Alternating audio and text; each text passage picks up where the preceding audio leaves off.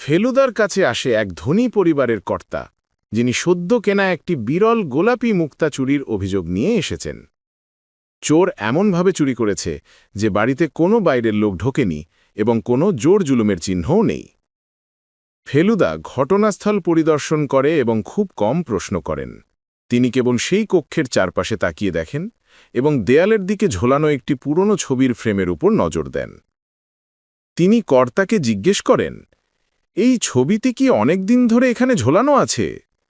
কর্তা হ্যাঁ সূচক উত্তর দেন। ফেলুদা তখন লখনৌ থেকে সদ্য আসা সেই পরিবারের নতুন গৃহশিক্ষককে ডেকে পাঠান। ফেলুদা সরাসরি তাকে জিজ্ঞেস করেন, আপনি আপনার ব্যাগ থেকে গোলাপি মুক্তাটি বের করে দিন। গৃহশিক্ষক হতবাক, তিনি মুক্তাটি বের করে দেন। ফেলুদা ব্যাখ্যা করেন, চোর গৃহশিক্ষকই।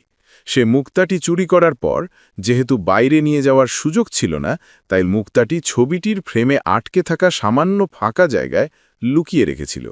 পরে সুযোগ বুঝে সরানোর কথা ছিল। ফেলুদা দেখেছিলেন ফ্রেমের নিচের কোণে সামান্য নতুন ধুলো জমেছে, যা প্রমাণ করে খুব সম্প্রতি ছবিটি নাড়ানো হয়েছে।